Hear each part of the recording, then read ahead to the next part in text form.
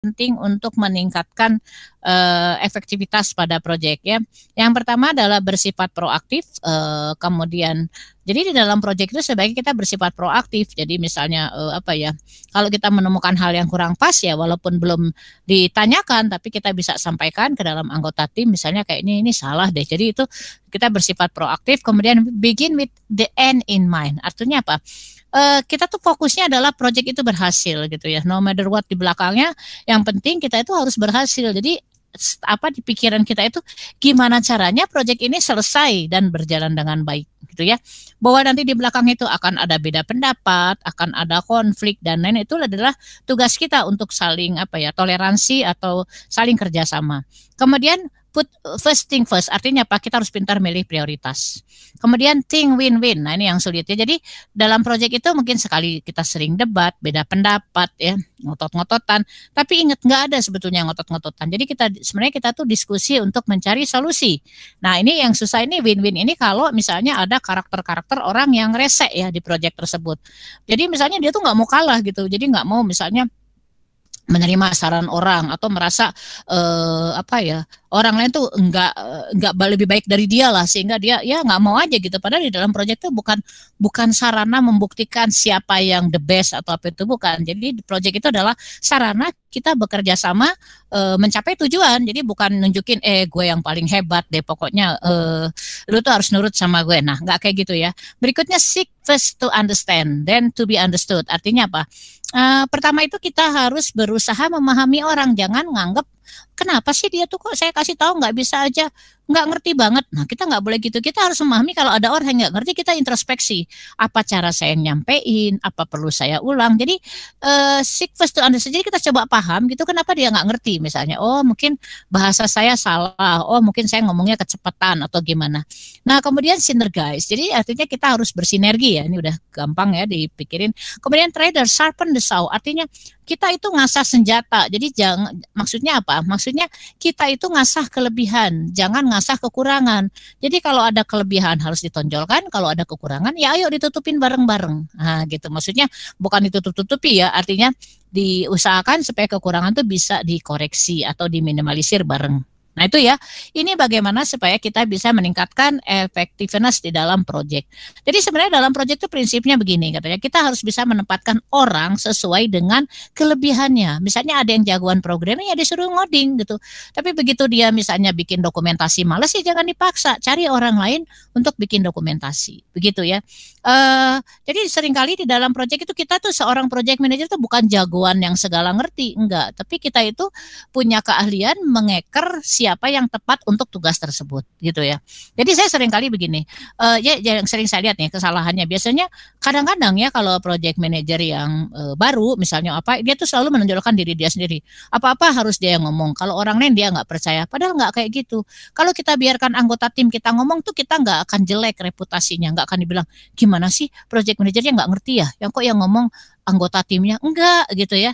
Justru orang akan melihat bahwa kita itu sudah bisa mengalokasikan orang dengan tepat. Nah, ini attitude kayak gini yang mungkin perlu teman-teman perhatikan, karena saya sering melihat banyak anak muda yang pinter tapi nggak bisa mengelola project. Kenapa? Karena itu tadi attitude merasa dia paling pinter, merasa dia paling baik, pengen kepuji, kalau saya ngomong kasarnya gitu ya, pengen dipuji orang, pengen narsis lah gitu ya. Sehingga dia takut sekali kalau ada anggota timnya yang ngomong itu tidak sebaik dia. Padahal enggak gitu ya. Kalau misalnya anggota tim itu kita kasih kesempatan ngomong, itu tidak akan, jadi ibaratnya gini katanya, seperti tidak mau ada dua matahari gitu. Jadi kalau ada anggota tim yang pintar, orang tuh dia takut nanti orang melirik anggota tim tuh dan melupakan dia. Padahal enggak. Sebagai tim kita itu akan dinilai bukan per anggota tapi secara keseluruhan. Kalau proyek itu sukses ya, kalau saya percaya begini ya, mungkin ada banyak programmer yang hebat, pinter dan segala macam, tapi tidak semua orang punya kemampuan mengelola proyek. Itu saya sering temui. Ada beberapa programmer saya tawarin, ini ada proyek silahkan diambil. Jawabnya apa? Ibu, saya nggak bisa kerja sendiri. Meskipun saya bisa bikin programnya, tapi saya perlu orang yang mengelola proyek ini. Artinya apa? Dia minta bantuan orang untuk memanage dia gitu. Ya, dia bikin programnya, tapi kita sediakan timelinenya, kita sediakan scope-nya, kita terjemahkan keinginan user meskipun dia bisa sendiri, tapi ketika dia ribut sama user dengan bahasa yang berbeda, misalnya programmer itu ngomongnya bahasa programming, nah disitulah peran project manager. Itu ya, ini kira-kira seperti ini. Jadi jangan sampai nanti teman-teman jadi project manager tuh merasa gue yang harus muncul, gue yang harus ngomong. Emang betul tanggung jawab ada di kita, tapi enggak berarti setiap saat kita yang harus nongol di depan. Tuh, oke. Kita lanjut ya. Nah, berikutnya caranya bagaimana? Ya ini katanya raport ya. Nah, raport itu singkatan dari Relation, Harmony, Conformity, Accord, and Affinity. Jadi katanya seorang project manager yang baik itu harus punya kemampuan mendengar secara empati. Ini gampang diucapkan, tidak gampang dijalani, gitu ya.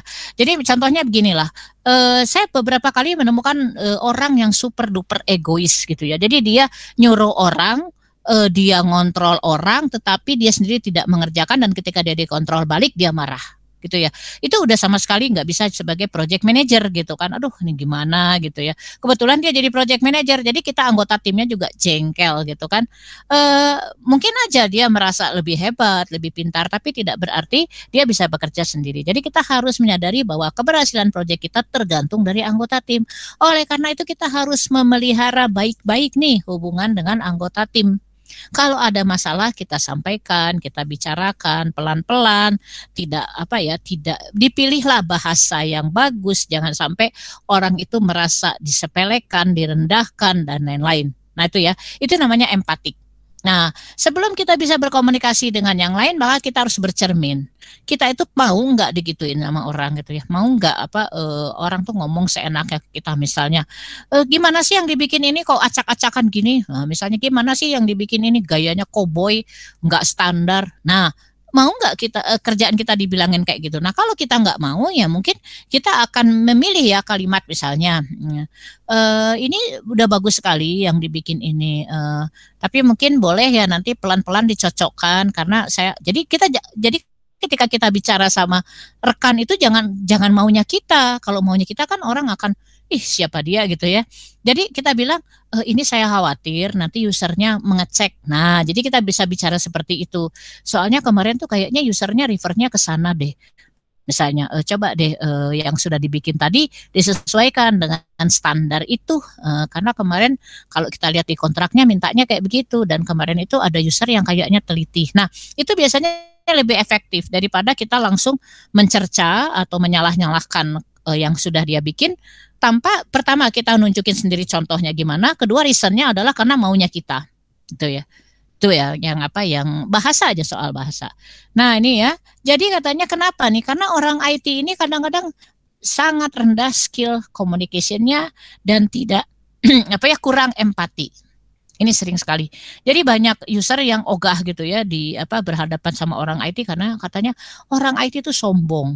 Ya ngomongnya teknologi bla bla bla kita nanya terus langsung diketawain ih kamu gaptek ya gitu ya iyalah user itu gaptek gitu ya user itu nggak ngerti kalau dia ngerti dia nggak akan minta tolong konsultan IT itu yang sering saya tekankan jadi ketika kita ngomong sama user kita bisa ngukur gitu apakah user ini medium misalnya sudah rada ngerti atau masih gelap nah kalau dia masih gelap kita pilihlah bahasa yang halus untuk menceritakan itu gitu ya. Itu namanya empatik. Oke. Nah, ini berlaku kepada teman ataupun kepada user ya. Oke. Nah, yang pertama adalah tentunya membuat human resource plan. Jadi membuat rencana human resource plan ini maksudnya rencana human resource ini artinya kita menentukan ujung-ujungnya itu adalah menentukan berapa orang yang akan kita rekrut dan kualifikasinya seperti apa. Dasarnya apa? Ya kita lihat aja WBS. Jadi kan kemarin di scope manajemen kan udah ditentuin tuh.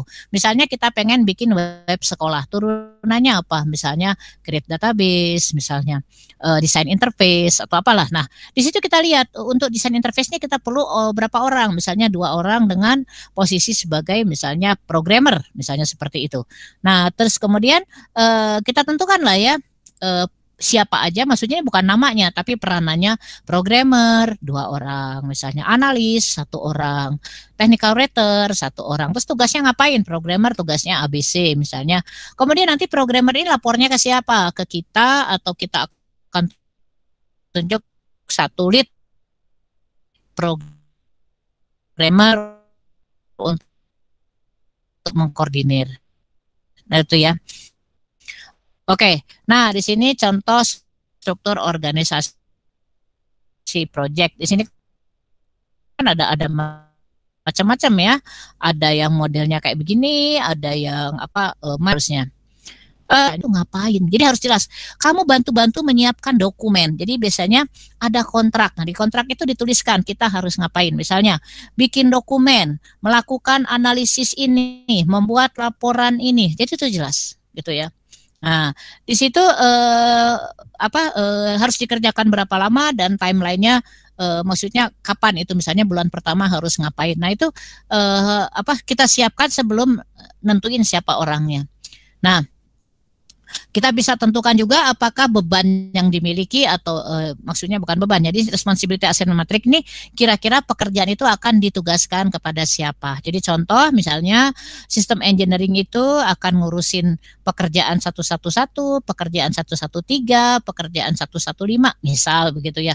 Nah, itu tugasnya beda-beda. Misalnya yang satu dia penanggung jawab utama, yang dua ini dia pelaksana, ini penanggung jawab. Nah, ini kita bisa gunakan matrik dengan menandai R dan P seperti ini. Nah, atau bisa juga dengan menggunakan matrik APRIS ini. Jadi APRIS ini siapa yang bertanggung jawab, siapa yang cuman berpartisipasi, siapa yang mereview, buktinya mereview biasanya suka ada kolom tanda tangan gitu kan ya. Kemudian masukannya dari mana, kemudian sign off-nya tanda tangan persetujuannya oleh siapa. Nah, ini bisa kita gunakan. Atau kita bisa gunakan RACI ya. Kalau matrik RACI ini sama seperti yang APRIS tadi, cuman beda artinya. Di sini R-nya responsibility, A-nya accountability. Jadi dalam satu tugas itu hanya ada satu orang yang bertanggung jawab. Kemudian C itu konsultasi, artinya mungkin kita melaporkan dari hasil pekerjaan kita. Oke, nah setelah kita tetapkan ini, kita juga bisa menghitung kapan dia akan terlibat dalam proyek kita. Jadi meskipun misalnya dari awal di proyek kita tuh perlu misalnya katakanlah 10 orang, apakah 10-10-nya tuh langsung gejreng kerja di hari pertama? Belum tentu. Ada beberapa role yang bekerjanya di tengah-tengah. Contohnya programmer. Biasanya programmer tuh ketika pertama-tama dia belum ngapa-ngapain gitu ya, dia masih santai-santai.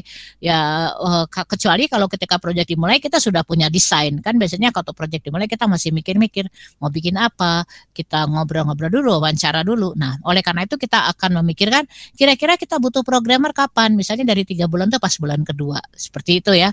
Karena kalau kita rekrut terus dia tidak diberi pekerjaan kan sayang, honornya harus tetap dibayar. Nah, untuk itu kita bisa gunakan histogram. Nah, ini contohnya ini. Jadi misalnya bulan Januari itu hanya si programmer itu kerjanya sedikit. Nah, begitu bulan Maret ini banyak sekali. Begitu bulan April saya akan sewa technical writer. Kenapa nggak dari awal? Ya nggak usah, technical writer tuh di awal nggak ngapa-ngapain gitu ya. Di awal itu yang kerja adalah bisnis analis misalnya. Manajer itu memonitor, bisnis analis yang bikin dokumentasi kecil-kecilan. Tapi begitu selesai coding misalnya oleh program, maka mau dibuat user manual segala macam, barulah technical writer bekerja. Jadi kalau saya bayar technical writer, saya hanya akan bayar dia 3 bulan. Jadi nggak 6 bulan gitu, rugi kan orang dia Januari, Februari, Maret nggak kerja gitu kan. Nah sebaliknya jumlah programmer juga berbeda. Januari, Februari, Maret mungkin saya Januari, Februari hanya akan sewa 1 programmer, tapi Maret, April, Mei saya sewa 2. Kenapa? Karena ini banyak sekali pekerjaan programmernya. Sedangkan Jun akan dikurangi lagi 1. Nah bagaimana teknik memilih yang pertama, kemudian ditambah kedua, dan ini direduksi lagi. Nah itulah yang perlu didetailkan dalam perencanaan sumber daya manusia ini. Oke, ini toolsnya ya, tadi sudah dibahas. Oke, setelah kita tahu bahwa proyek itu perlu berapa orang, kualifikasinya seperti apa, dan tugasnya nanti seperti apa, berikutnya adalah cari orangnya. Nah, jadi katanya gini ya, ketika nyari orangnya ada beberapa pertimbangannya. Itu tadi kembali ke motivasi tadi ya. Jadi katanya ketika kita memilih orang itu, jadi belum tentu orang yang kita pikir mungkin kayak gini. Kita harus milih orang yang bisa kita ajak bekerja sama, bukan orang yang mungkin nggak terlalu pinter atau yang wah mungkin IPK-nya 4 atau siapa. Saya nggak suka kayak begitu persepsi. Jadi saya bilang nggak semua orang yang katakanlah pinter secara akademik itu akan bisa bekerja sama dengan baik di lapangan. Itu fakta ya. fakta gitu. Jadi kita harus milih orang yang memang benar-benar mau kerja dan bisa diajak kerjasama. Ya, artinya kerjasama itu dia dengan kita saling menghargai. Kalau diskusi juga tidak tersinggungan, tidak merasa dia superior atau gimana. Karena nggak kebayangkan kalau kita punya tim dengan punya mitra dengan sikap kayak begitu ya. Nah, itu nggak akan enak gitu ya. Nah, jadi di sini kita memilih anggota yang tepat. Nah, setelah itu kita alokasikan anggotanya siapa. Berikutnya ya biasanya kita buatkan kontrak gitu ya. Nah, dulu ini nih slide-nya udah lama ya. Wah, di sini. Jadi dulu di Amerika tuh sudah ada work from home ya. Sekarang karena masa pandemi, jadi orang-orang IT ini malah nyaman ya di rumah rebahan, dasteran, kaosan, tapi menghasilkan duit katanya gitu kan. Jadi dulu pernah dihebohin dia kok nggak pernah kelihatan ngantor, tapi kok punya duit. Jangan-jangan miara babi ngepet. Nah sekarang orang-orang IT ini banyak nih bisnis babi ngepet saya bilang gitu ya. Karena nggak pernah pergi kemana-mana, tapi nge-zoom terus dari pagi sampai sore atau ngelatin komputer terus deliver dapat duit gitu kan. Nah ini tentunya kita harus bisa memilah-milah ya mana pekerjaan yang bisa dikerjakan secara remote, mana pekerjaan yang dia harus datang, apakah setiap hari atau misalnya seminggu sekali atau 2 minggu sekali atau gimana. Nah, oke. Tentu juga di sini pembicaraan gaji juga dibicarakan, berapa rate-nya dan seterusnya. Nah, setelah ini clear, berikutnya adalah orang-orang tadi kita rekrut ya benar-benar kapan dia mulai bergabung, kapan kontraknya dimulai gitu kan. Nah, berikutnya ketika kita resource loading ini yang kita perlu perhatikan, jangan sampai terjadi over allocation. Over allocation itu apa? Satu orang kebanyakan kerjaan atau satu kerjaan kebanyakan orang. Itu sering kali terjadi. Jadi kalau satu orang kebanyakan kerjaan karena sedikitan, terus kita bagi bebannya tidak merata, si A itu kita beri banyak. Ya nggak apa-apa kalau emang si A-nya mampu atau duitnya juga misalnya berapa kali dari yang lain nggak apa-apa. Tapi kalau duitnya sama tapi kerjaannya lebih banyak ya mungkin si A-nya nggak akan terima gitu ya. Nah yang kedua adalah over allocation karena kita nggak tahu seberapa persis orang dibutuhkan. Mungkin sebenarnya pekerjaannya nggak susah, tapi kita terlanjur menugaskan 2-3 orang. Akibatnya apa? Mereka jadi nggak efektif gitu loh, banyak nganggurnya tapi harus tetap dibayar. Oke ya. Nah ini contoh over allocated ini artinya satu orang terlalu banyak pekerjaan. Nah untuk itu kita bisa gunakan teknik yang namanya resource leveling. Resource leveling ini jadi ada beberapa tugas yang kita delay, artinya kita geser ke sesi berikutnya. Maka ini akan mempengaruhi apa? Ya ingat kan, jadi kalau ada tugas yang kita geser, maka dia akan mempengaruhi network diagramnya atau durasinya, seperti itu ya. Kalau nggak ingin pengaruhi durasi, maka yang bisa kita geser adalah aktivitas yang tidak kritikal. Seperti ini ya, oke, ini benefitnya. Toolsnya ini ya. Nah berikutnya setelah siapa yang mau kita rekrut sudah jelas, berikutnya adalah bagaimana kita membangun teamwork ya. Developing the project team itu adalah bagaimana kita berkoordinasi dan mulai menjalankan tim ini. Nah ini jadi di sini katanya tim itu nggak tiba-tiba mulus, pasti melalui proses ya.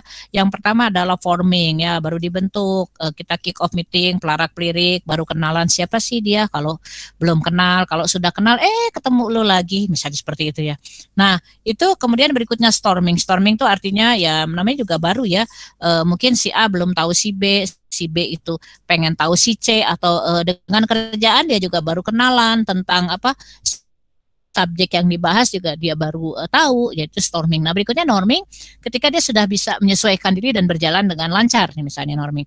Nah performing itu dia bukan hanya lancar, tapi dia juga sudah bisa menunjukkan kinerja yang baik lah. Misalnya sudah lebih cepat, sudah tepat waktu dan lain-lain. Nah kalau adjourning itu artinya apa? Dia sudah blend ya, bahkan mungkin mikir, aduh kedepannya saya pengen ikut tim ini lagi atau bikin tim yang dari orang-orang di sini. Jadi dia sudah nyaman banget. Nah itu kira-kira proses pengembangan tim. Nah saya seringkali menemukan ya silaturahmi baru, entah sobat baru, entah teman baru, entah akhirnya bertahun-tahun kemudian saya jadi terikat terus ya dengan orang di dalam itu project ya.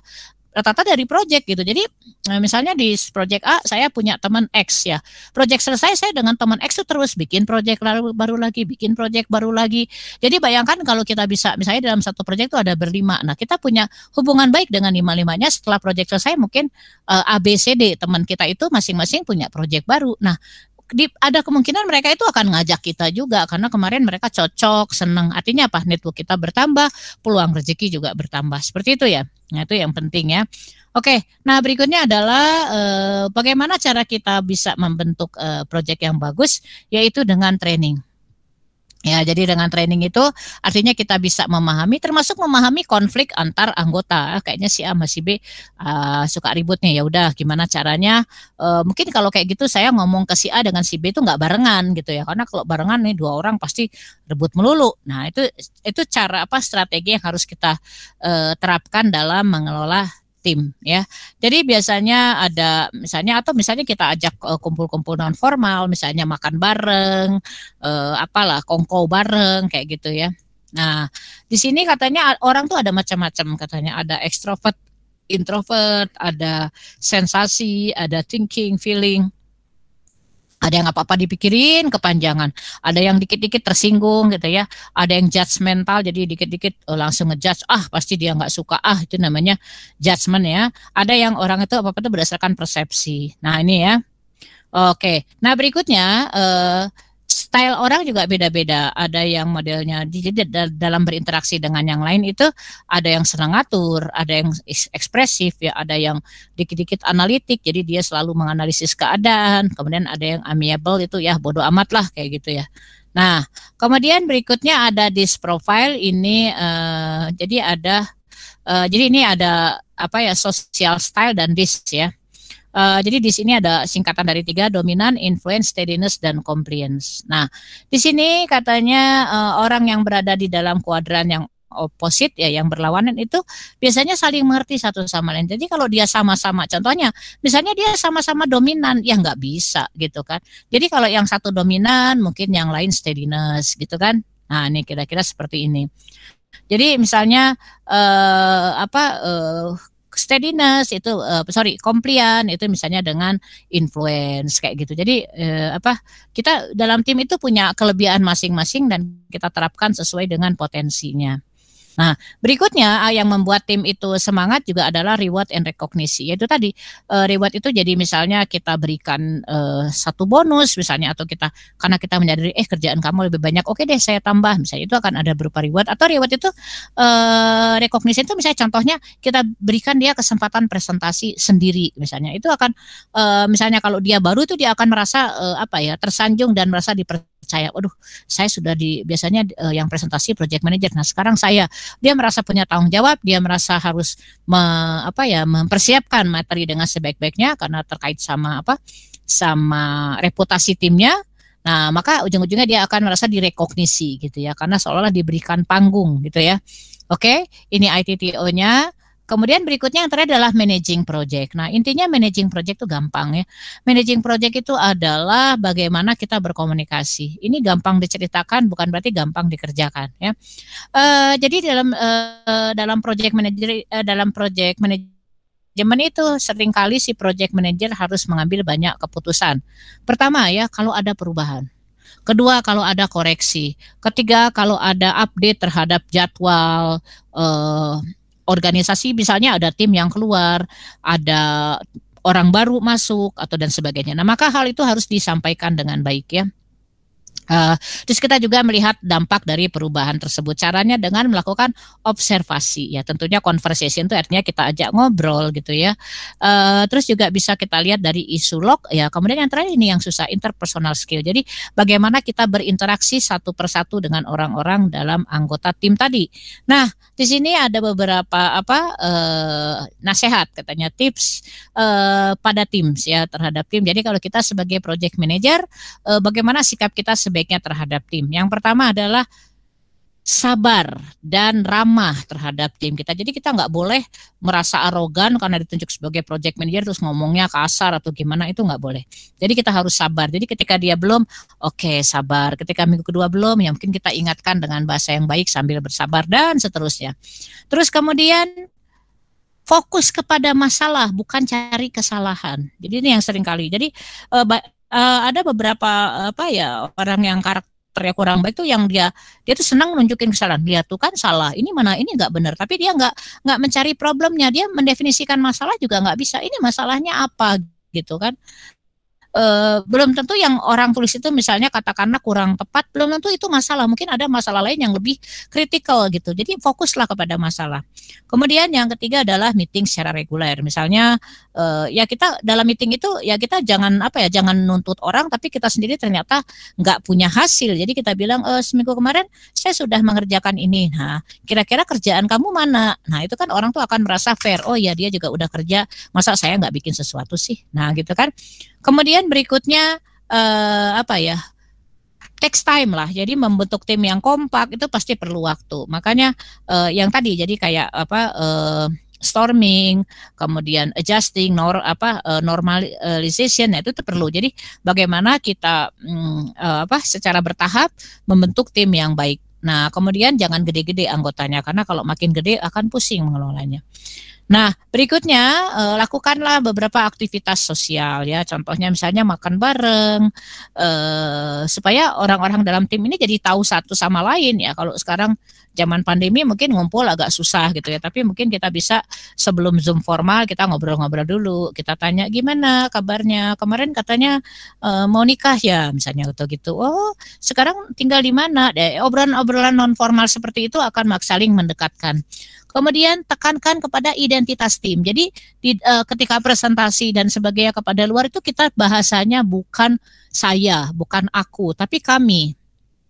Jadi bukan saya siapa gitu, tapi kami dari tim ini akan mempresentasikan. Nah, menurut pendapat kami, nah itu jadi identitasnya adalah identitas tim. Kemudian berikutnya nurture team members. Jadi artinya kita harus ngasuh dan mengajak mereka itu saling menolong, jangan saling nyalah-nyalahin. Ah, si itu emang jelek kayak gitu. Wah, parah. Nah, kita jangan sampai ibaratnya ngadu domba atau ngegibah gitu ya. Kalau kita pengen timnya baik, mungkin kita tahu ya si A itu parah, tapi ya nggak usah diceritain saat ini. Mungkin nanti setelah proyeknya selesai, kalau misalnya si A itu nggak ikutan lagi, mungkin kita bisa bilang, kemarin tuh saya mau bilang sebenarnya si A itu mengecewakan misalnya. Tapi kita bilangnya tuh hati-hati ya, maksudnya lebih kepada lesson learned-nya ya, bukan ke karakter orangnya. Kemudian berikutnya, nah, kalau kita virtual team member ya itu tadi perlu kerja ya, mungkin kayak ada grup WA, terus setting progress di Google Drive dan lain-lain.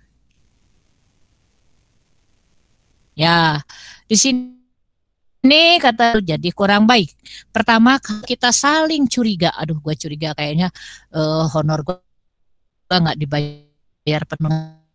Jangan kerjaan bunyikan. Aduh, saya curiga. Nah, kalau ada kata curiga itu pasti nggak enak.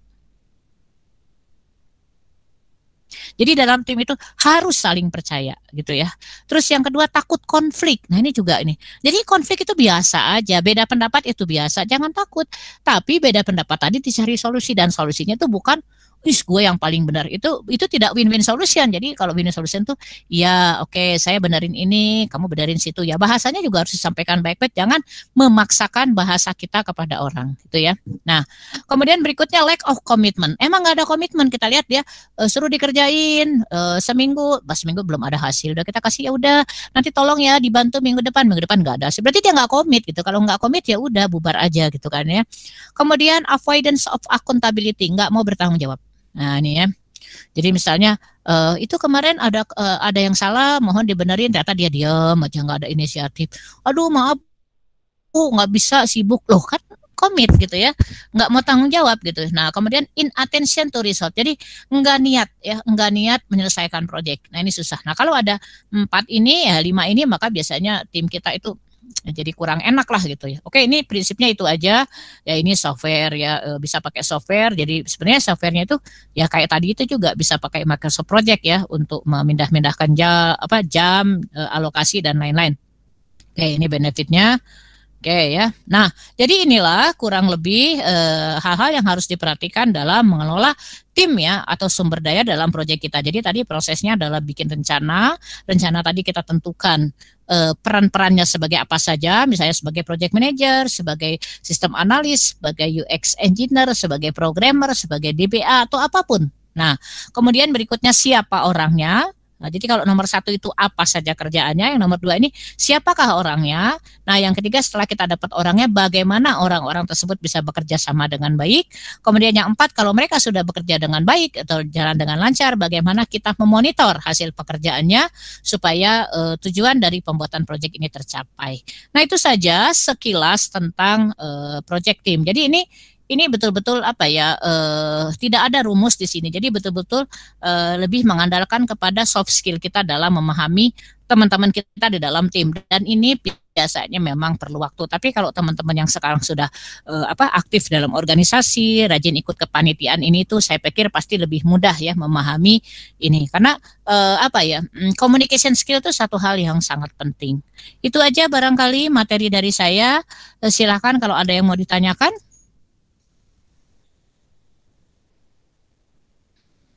Ada yang mau ditanyakan? Silahkan.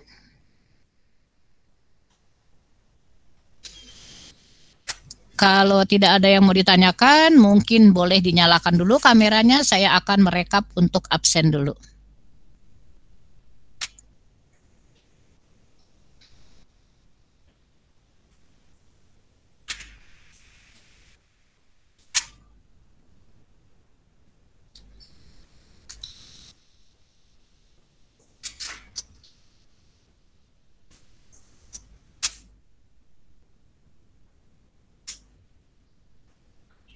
Oke, ini 4303 atau 4304? Halo? 03, Bu.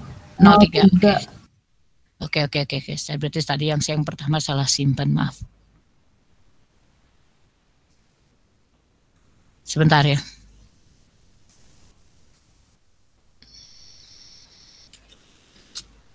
Yang pagi tadi 04 ya. Oke, ini yang 4303 ya. Ini masih sedikit, mohon dibantu yang lain-lain, tolong dinyalakan dulu kameranya sebentar aja buat direkap absen. Jajang, Larasati, Siti Ali.